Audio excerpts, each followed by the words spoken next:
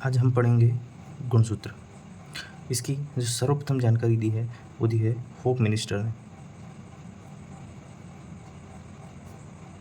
इसका जो विस्तृत अध्ययन किया है, सर्वप्रथम जानकारी तो दी है वो दी है होप मिनिस्टर ने। इसका जो अध्ययन किया है, विस्तृत अध्ययन, वो किया है स्ट्रासबर्ग ने। गुणसूत्र नाम जो दिया है, ये शब्द जो दिया है वो दिया है वोल्टेयर ने। गुणसूत्र सिद्धांत जो दिया है वो दिया है सट्टन और बोवेरी ने। केंद्रक में, कोशिका का जो केंद्रक होता है, उस केंद्रक में धागेनुमा संरचना होती है। इस धागेनुमा संरचना को जो क्रोमेटिन तंतु होते हैं, ये धागेनुमा जो संरचना होती है ये क्रोमेटिन तंतु होते हैं तथा इनके संगठित रूप को, इसको एक साथ, एक जो है धागा उसे तो क्रोमेटिन तंतु कहेंगे, और इसका जो ग्रुप है पूरा, इसको हम गुणसूत्र कहेंगे। तो इस पूरे ग्रुप को क्या कहते हैं? गुणसूत्र कहते हैं।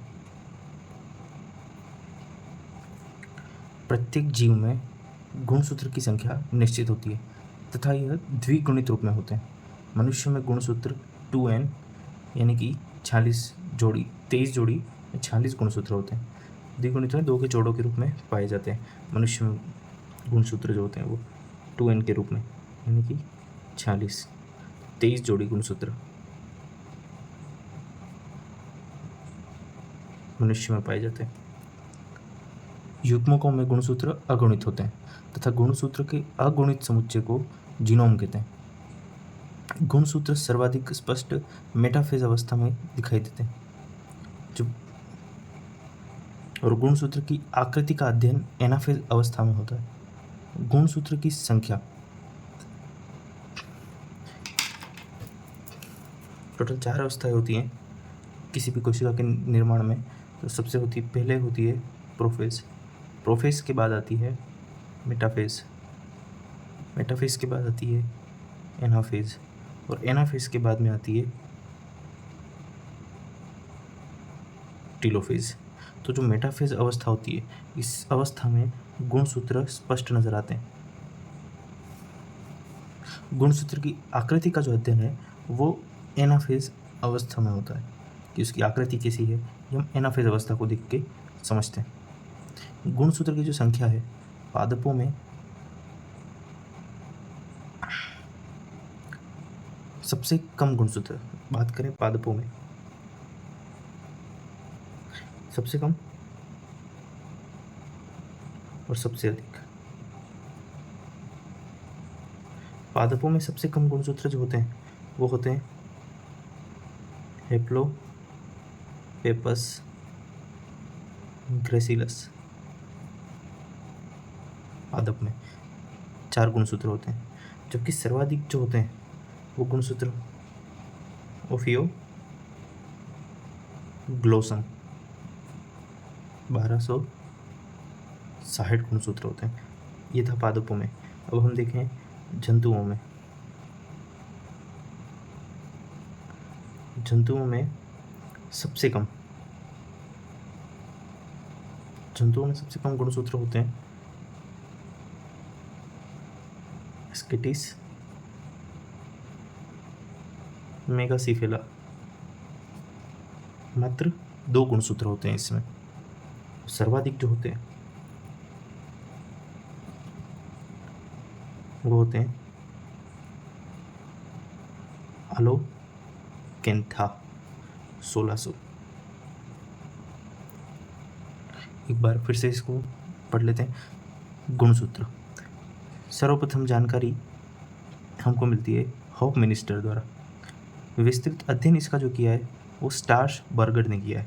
गुणसूत्र नाम शब्द वोल्टेयर ने दिया है। गुणसूत्र सिद्धांत सट्टन और बोवेरी ने दिया है। मनुष्य में 23 जोड़ी गुणसूत्र होते हैं जो 2n के रूप में होते हैं, द्विगुणित होते हैं, और ये 46 होते हैं। यहाँ कहो 23 जोड़ी और ऐसे कहो तो 46। गुणसूत्र जो होते हैं, ये जो कोशिका है, इस कोशिका का ये केंद्रक के अंदर इस तरीके से गुणसूत्र पाए जाते हैं। अब प्रत्येक एक तंतु को क्रोमेटिन तंतु कहते हैं, और इसी का अगर युग्म होता है तो यही गुणसूत्र कहलाते हैं। हमें गुणसूत्र कोशिका विभाजन की मेटाफेज अवस्था में स्पष्ट रूप से दिखाई देते हैं, तथा एनाफेज अवस्था में इसकी संरचना का या कहो इसकी आकृति का हम अध्ययन करते हैं। गुणसूत्र की संरचना के बारे में पढ़ेंगे।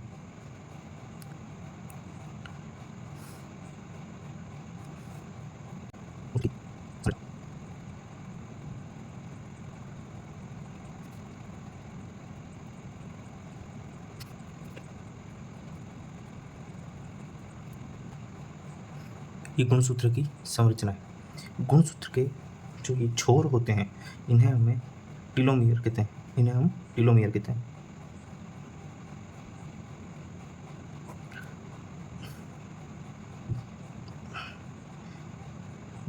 ये जो तंतु है इसे हम क्रोमेटिड कहते हैं।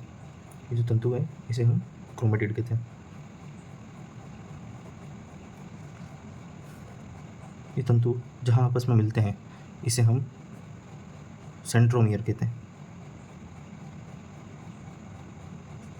यहाँ प्राथमिक संकीर्णन कहते हैं।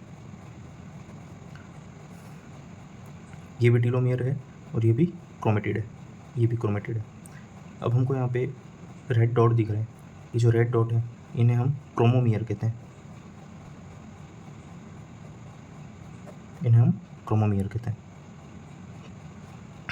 और जो आखिरी छोर हैं ये दोनों एक दूसरे को फिर से क्रॉस करते हैं। तो जब ये दोनों एक दूसरे को क्रॉस करेंगे, इस भाग को हम द्वितीयक संकीर्णन कहते हैं।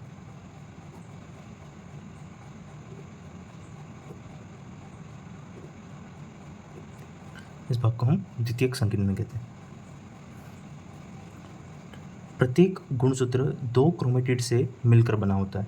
यहाँ देख रहे हैं हम कि प्रत्येक जो गुणसूत्र होता है वो 2 क्रोमेटिड से मिलकर बना होता है। ये फर्स्ट क्रोमेटिड और ये सेकंड क्रोमेटिड, जब ये दोनों मिलते हैं इस तरीके से तो एक गुणसूत्र का निर्माण होता है। गुणसूत्र के दोनों क्रोमेटिड जिस बिंदु से जुड़े होते हैं उसे सेंट्रोमियर या प्राथमिक संकीर्णन कहते हैं। जिस बिंदु से जुड़ रहे हैं इसे सेंट्रोमियर या प्राथमिक संकीर्णन कहते हैं। क्रोमेटिड के ऊपर मणिकानुमा बीड्स संरचना होती है जिसे क्रोमोमियर कहते हैं। ये आपको रेड डॉट दिख रहे होंगे बीड्स, इसे हम क्रोमोमियर कहते हैं।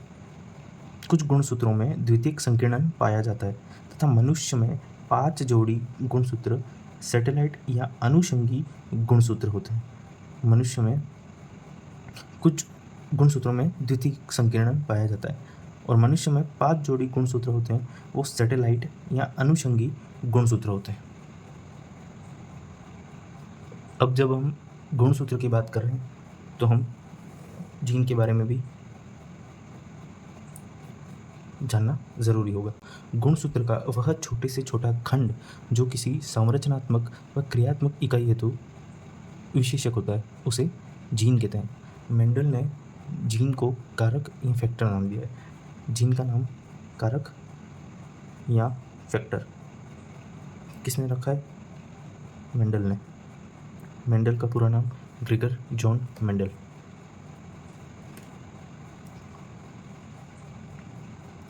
जॉनसन ने जीन शब्द का प्रयोग सर्वप्रथम किया। ये जो जीन शब्द का प्रयोग किया है वो सर्वप्रथम जॉनसन ने किया। बीडल और टेटम एक जीन एक एंजाइम सिद्धांत दिया। एक जीन एक एंजाइम सिद्धांत किसने दिया है? ये सिद्धांत दिया है बीडल और टेटम ने। जीन को आनुवंशिक संरचना की इकाई कहते हैं। जीन को उत्परिवर्तन की इकाई की इकाई भी कहते हैं। जीन में स्वप्रतिकृति की क्षमता पाई जाती है। स्वप्रतिकृति यानी कि रेप्लिका, कहो स्वप्रतिकृति, ये जो क्षमता है ये जीन में पाई जाती है, क्योंकि जीन कोशिका विभाजन के समय अपनी प्रतिकृति तैयार करते हैं। बेंजर नामक वैज्ञानिक ने ई कोलाई जीवाणु पर अपने प्रयोग के आधार पर बताया कि जिन 3 उप इकाइयों से मिलकर बना होता है। बेंजर जो वैज्ञानिक थे, इन्होंने ई कोलाई के ऊपर रिसर्च की। ई कोलाई एक जीवाणु है, इस पर रिसर्च की और ये बताया कि जीन की 3 उप इकाइयाँ होती हैं। जीन 3 चीज़ों से मिलकर बना होता है। फर्स्ट है सिस्ट्रॉन,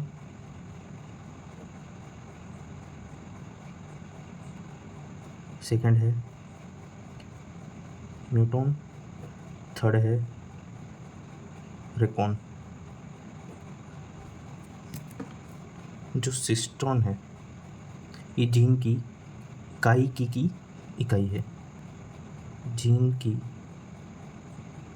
कारिकी की इकाई। म्यूटॉन जो है ये उत्परिवर्तन की इकाई है।